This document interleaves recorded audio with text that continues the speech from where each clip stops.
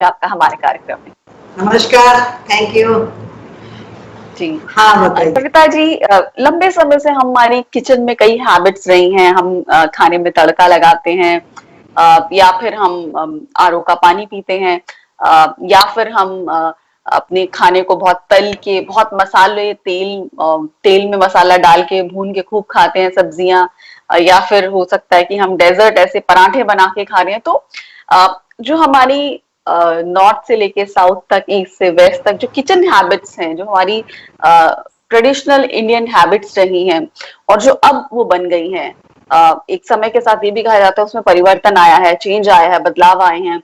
हम पहले कोई देसी घी इस्तेमाल करते थे या घानी का तेल इस्तेमाल करते थे, लेकिन अब हम रिफाइंड ऑयल किचन में आ गया है। पहले गुड़ का इस्तेमाल ज्यादा होता था, लेकिन अब चीनी ने उसे रिप्लेस कर दिया। फिर एक तरफ हम लोहे के बर्तनों का इस्तेमाल करते थे, लेकिन अब नॉन स्टिक आ गए हैं। तो जो जो हमारे किचन में बदलाव आए हैं, क्या उसने हमें बीमारियां दी हैं? बिल्कुल बिल्कुल सही बताया आपने।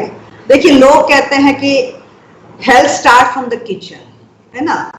स्वास्थ्य हमारा रसोई घर से शुरुआत होती है। लोग ये भी कहते हैं कि रसोई घर ही हमारी हॉस्पिटल है, और वहां से स्वास्थ्य पकाओ या बीमारी पकाओ, वो हमारे हाथ में है।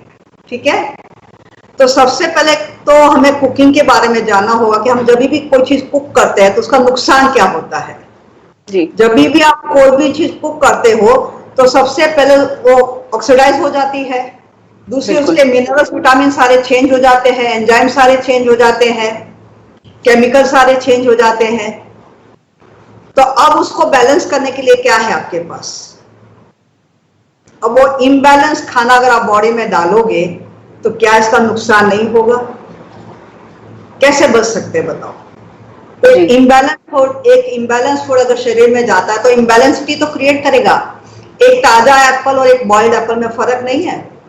एक पालक आप कच्चा खा सकते हो, उसी पालक को आप हल्का सा गर्म पानी में डाल दो और वो ऐसा ढीला हो जाएगा वो कि आप खा भी नहीं पाओगे। अब उसको खाने के लिए उसके स्वाद को जो हमने बिगाड़ दिया, कच्चेपन में जो उसका स्वाद था, उसमें नमक भी था, सब कुछ ठीक था, लेकिन जैसे आपने गर्म पानी में पालक को डाला एकदम ढीला हो गया। अब उसको स्वादिष्ट बनाने के लिए हम दुनिया भर के मसाले डालते हैं। जी। तो एक कुकिंग की जो स्टाइल है ये हम लोगों ने अपना तो ली है, ठीक है। तो अब इस कुकिंग को हम लोग सही कैसे करें? देखिए, सबसे पहले तो हम रोटी से शुरुआत करते हैं कि आजकल जो रोटी जो पकती है हमारी, बहुत फास्ट पकती है। वो रोटी पूरी पकती ही नहीं है, कच्ची रोटी होती है। वो लोग जैसे तवे से निकाल के गैस पे डालते हैं तो एकदम वो उब तो जाती है, हमें लगता है कि वो पक गई है, लेकिन वाकई में वो पूरी तरह से नहीं पकती है। रोटी बनाने का जो सही तरीका है वो तवे के ऊपर ही उसको धीरे धीरे सेकना चाहिए, हल्का सा करारा बनाना चाहिए, तब जाके रोटी पूरी तरह से पकती है। अगर कोई इंटरेस्टेड हो तो यूट्यूब के ऊपर हमारी रोटी कितनी खोटी करके एक हमारा वीडियो है, उस वीडियो को आप जरूर देखें कि रोटी को सही पकाने का तरीका। आपने देखा होगा गुजरात के अंदर, राजस्थान के अंदर लोग खाखरा खाते हैं, रोटी को पूरा तरह से रोस्ट कर लेते हैं, वो सही तरीका है रोटी का। लेकिन ये जो फास्ट कुकिंग करके रोटी बनाते हैं, तो सबसे पहले तो वहीं से शुरुआत हमको देखना चाहिए कि रोटी को कैसे पकाएं। तो सबसे पहले तो रोटी को तवे पे पकाना चाहिए, डायरेक्ट गैस पे पकाना ही नहीं चाहिए कि जो एकदम फास्ट पक जाए। धीरे धीरे उस तवे के ऊपर उसको घुमाते हुए करारा बना के वो ले, तो वो उसको हम लोग ठीक कर सकते हैं। दूसरा, जो हमारे सब्जी बनाने का जो तरीका है, सब्जी बनाने का साथ ही आपने रोटी की बात की, तो मैं यहाँ ये भी जानना चाहूंगी कि रोटी में हम पराठे भी खाते हैं, पूड़ी भी खाते हैं, तो उनमें क्या सही है? पूड़ी ज्यादा बेटर है? पराठा, स्टफ पराठा खाओ तो ज्यादा अच्छा है। स्टफ पराठा का मतलब तवे पे जैसे रोटी सेकते हैं ना, वैसे ही हम लोग पराठा स्टफ करके रोटी पे सेके फिर ऊपर से घी या मक्खन लेके खाए तो वो इतना नुकसानदायक नहीं जितना नुकसानदायक हम तवे के ऊपर उसको तलते हैं घी डाल के। तो इसको हम चेंज कर सकते हैं क्योंकि दोनों में कोई ज्यादा फर्क है नहीं। बिल्कुल अच्छी बात आपने बताई कि पराठा खाना भी है तो आप उसको रोटी की तरह ही सेक लीजिए और ऊपर से घी लगा दीजिए उसका। हाँ जी, हाँ जी, वो सबसे बेस्ट तरीका है खाने का, ठीक है ना। दूसरा तरीका है कि जो हम कुकिंग करते हैं, आजकल कुकिंग करने के कई तरीके आ गए। कुकर, प्रेशर कुकर तो है ही, साथ में आपके माइक्रो ओवन वगैरह आ गए हैं, इंडक्शन जो आए हैं, फास्ट कुकिंग एकदम जिसको कहते हैं, वो तो बहुत ही नुकसानदायक। यूँ समझिए कि एक भट्टी काम करती है और एक अंगीठी काम करती है, दोनों में फर्क है।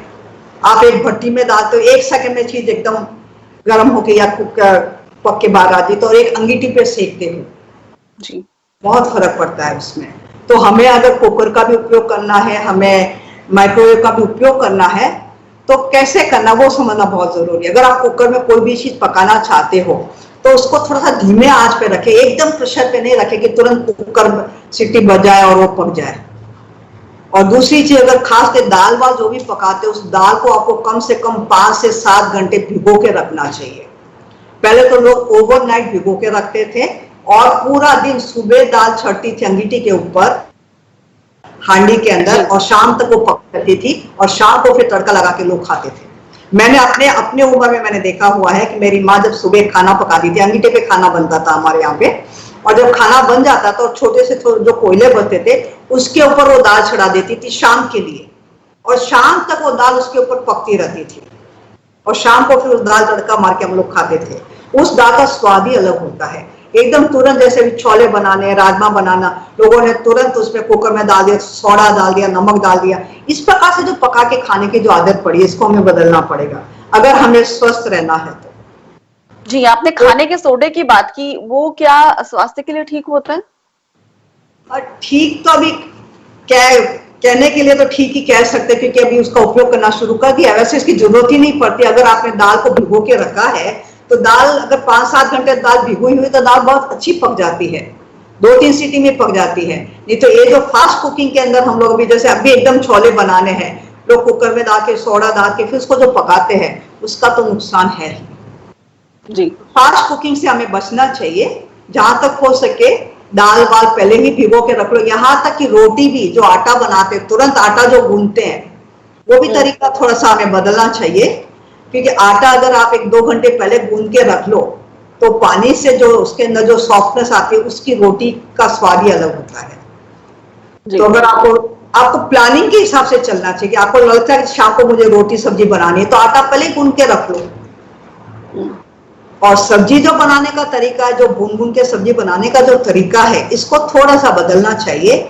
हम लोग दाल जैसे कुकर में पका के ऊपर से जैसे तड़का मारते हैं ना, अगर उसी प्रकार से अगर हम सब्जियां बड़ी बड़ी काट के कुकर में आधी सीटी कुकर के लगा के अगर फिर तड़का मारे, तो वो ज्यादा स्वास्थ्यवर्धक होती है बनिस्पत की भून के बनाने में। जी, ठीक है ना। तो बजाय देखिए लोगों इंडियन किचन में हमें आदत पड़ चुकी है कि दाल में हम अगर प्याज, टमाटर, जीरा ये सब का तड़का लगाते हैं, उसको भूनते हैं और फिर उबली दाल में मिलाते हैं।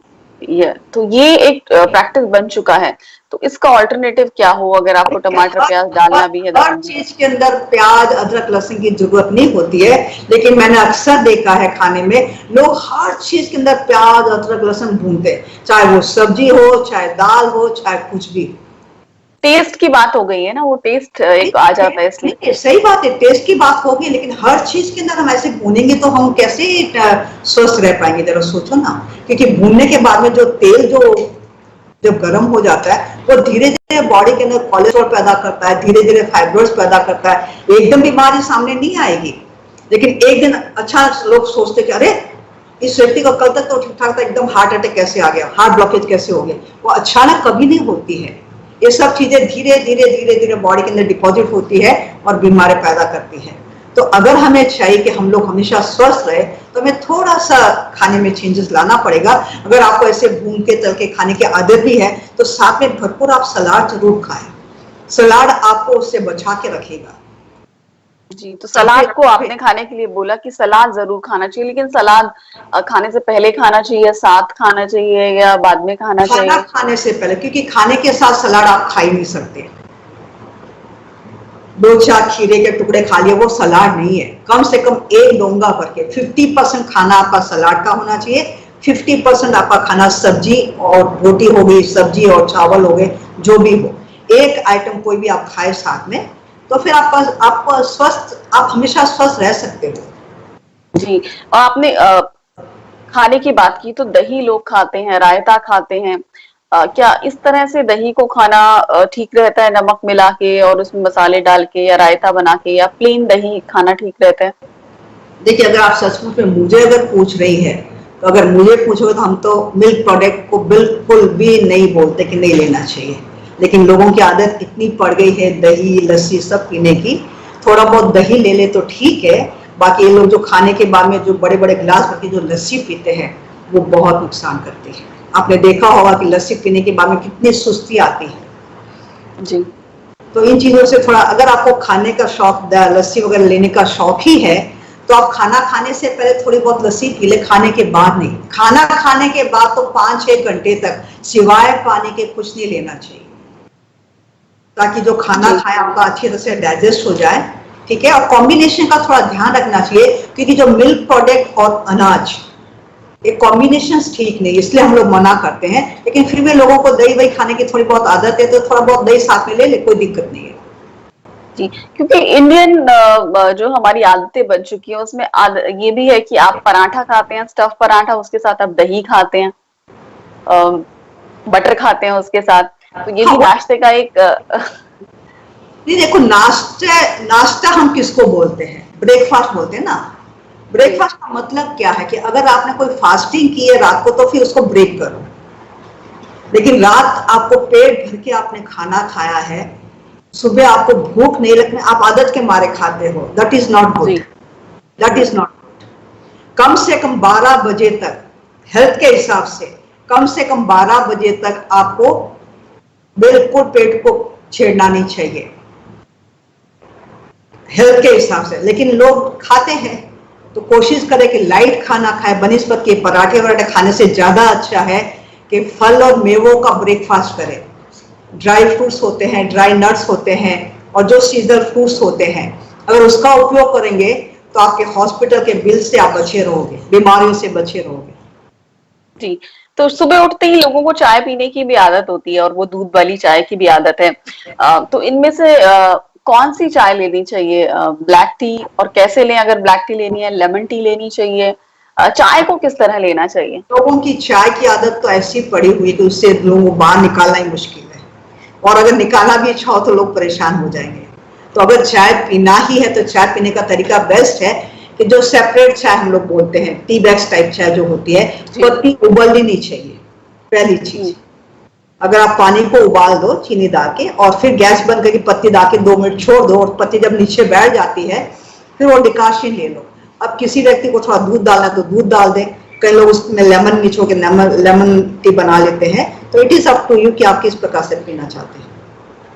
जी। तो अगर पत्ती उबली नहीं है तो वो नुकसान नहीं करेगी, उबलने के बाद में फिर वो नुकसान जरूर करती है। जी, तो पत्ती अगर दूध के साथ उबाल देते हैं मसाले डाल डाल के, उसमें भी नहीं नुकसान नहीं नहीं, नहीं, वो बिल्कुल भी मैं प्रेफर नहीं करूंगी। वो तो काढ़ा बन गया, वो चाय थोड़ी है। मसाला चाय पीते हैं लोग दूध डाल के, और नाश्ते में से पहले या सुबह उठकर, क्या उसके नुकसान है? बिल्कुल बिल्कुल बिल्कुल। देखिए, इस बात से आप बच ही नहीं सकते ना, कोई भी चीज की। चाय जब उबल जाती है तो लीवर के ऊपर बोझ पड़ता है, उससे एसिडिक बन जाती है, वो एसिडिटी पैदा करती है बॉडी के अंदर। जी, तो एसिडिटी पैदा करती है दूध वाली चाय, अगर उसको आपने मसाला डाल के उबाल लिया अगर आपने या काढ़ा दूध के साथ उबाल लिया, उबाला है, तो वो 100% एसिडिटी पैदा करेगी आपके ब्लड के अंदर, और लिवर को नुकसान पहुंचाएगी। हाँ, आप टी बैग वाली चाय लो, सिंपल चाय लो, कोई दिक्कत नहीं है। कॉफी से भी लोग दिन की शुरुआत करते हैं।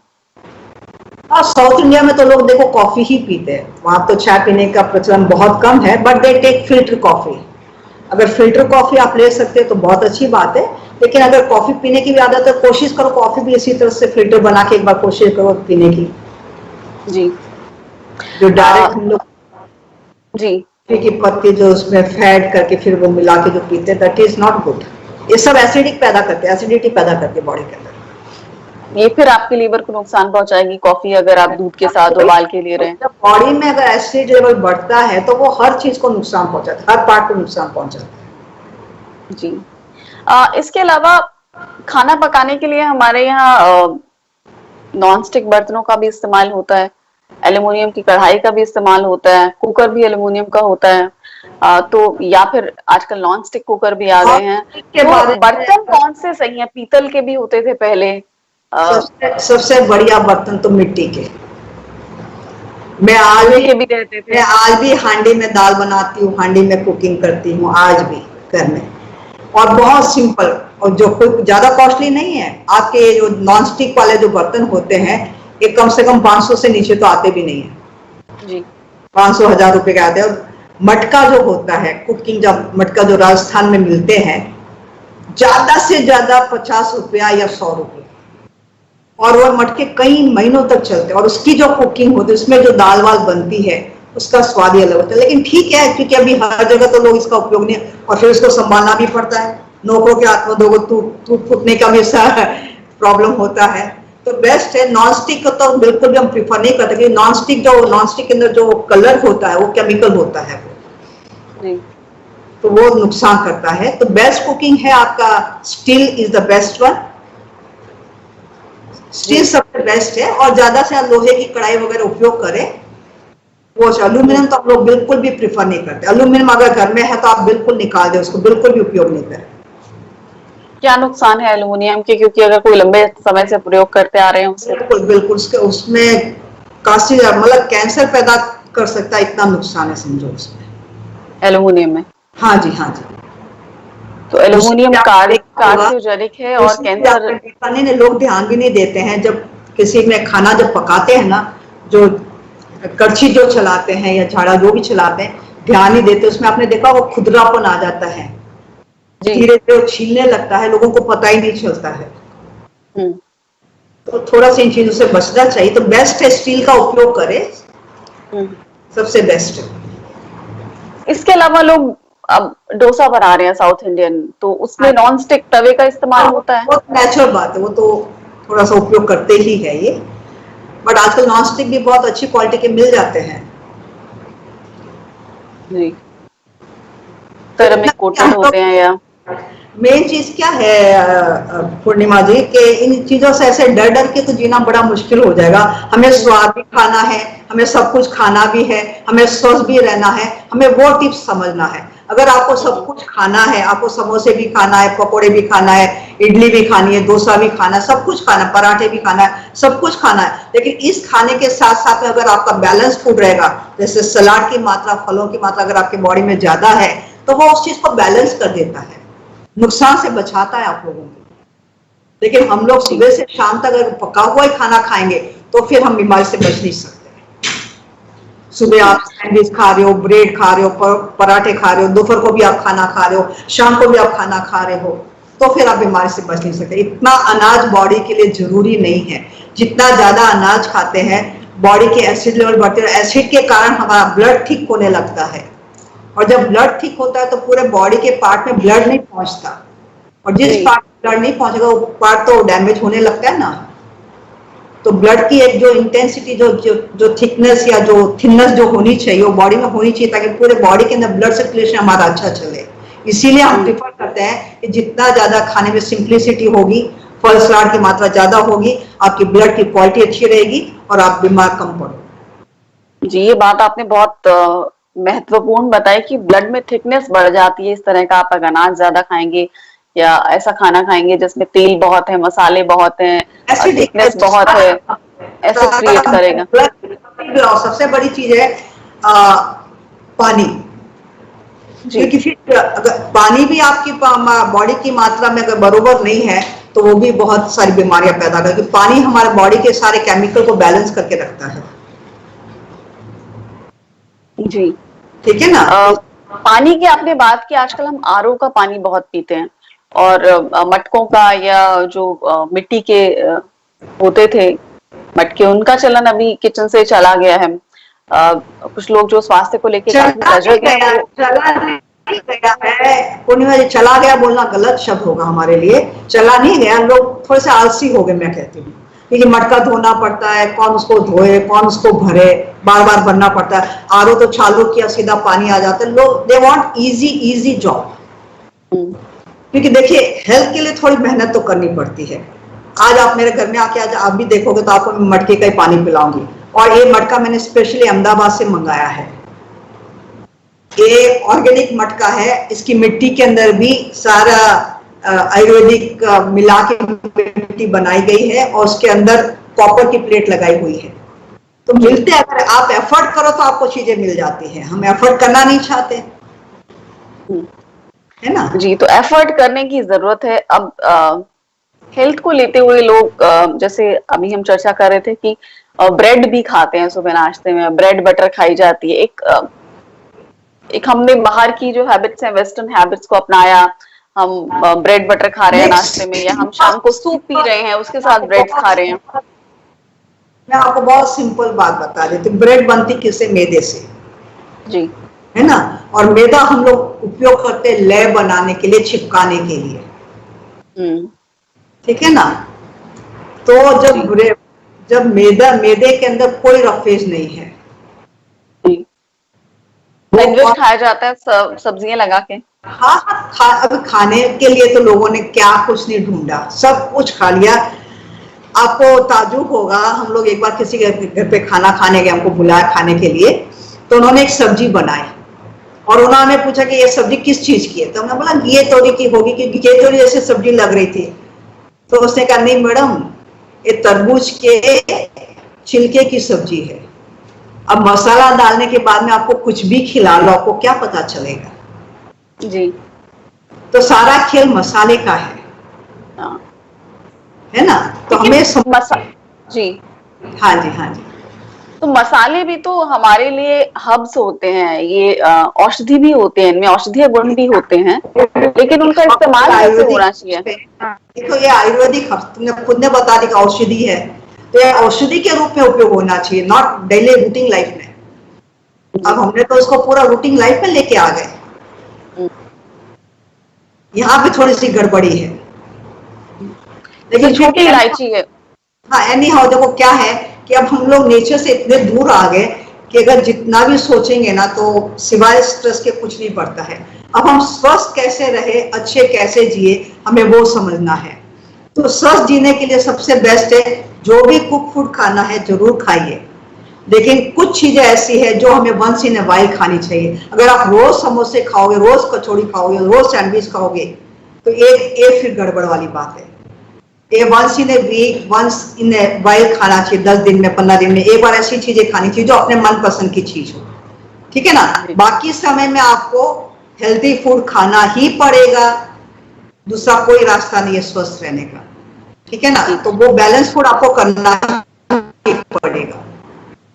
जी, बैलेंस फूड आपको लेना ही पड़ेगा। अब जिस तरह हम मसालों की बात कर रहे थे, तो हम छोटी इलायची, हरी इलायची खाते हैं, कार्डमम खाते हैं, उसके बहुत सारे बेनिफिट हैं। काली बड़ी इलायची जिसे बोलते हैं आम भाषा में, वो हम सब्जियों में डालते हैं, लेकिन कहते उसको पानी में उबाल के पिया जाए तो उसके बेनिफिट अलग हैं। लौंग के अलग फायदे हैं, काली मिर्च के अलग फायदे हैं, इनको अलग अगर औषधि के रूप में हम ले रहे हैं या काढ़ा बना के ले रहे हैं। आजकल जैसे कहा जा रहा है कि अगर आपको इम्यूनिटी बढ़ानी है तो आप काली मिर्च, लौंग, ये सब पानी दालचीनी, ये सब उबाल के पानी पीजिए, आपकी इम्यूनिटी अच्छी रहेगी। हाँ जी, देखिए बैठे बैठे इम्यूनिटी कभी नहीं बढ़ती, खाली काढ़ा पी लो, अगर इससे इम्यूनिटी बढ़ जाए तो बढ़ा के देख लो, अच्छी बात अगर बढ़ जाती है, लेकिन ऐसे नहीं बढ़ती। कैसे बढ़ती है? देखिए आपको ताजी हवा में जाना ही पड़ेगा, अगर इम्यूनिटी बढ़ानी है आपको एक्सरसाइज करनी ही पड़ेगी, आपको पॉजिटिव थॉट लाना ही पड़ेगा, आपको खाने में फल सलाद जो कुदरत ने हमारे लिए बनाया है विदाउट डिस्ट्रैक्शंस आपको लेना ही पड़ेगा, वो आपकी इम्यूनिटी बढ़ा सकता है जी। बाकी ये हर्ब्स कैसे इम्यूनिटी बढ़ाएंगे जरा बताओ ना मुझे। कोई भी हर्ब्स जो है आपके बॉडी में जाके स्टिमुलेशन पैदा करता है, थोड़े टाइम के लिए तो हमें ठीक लगता है, लेकिन बाद में वापस वहीं के वहीं।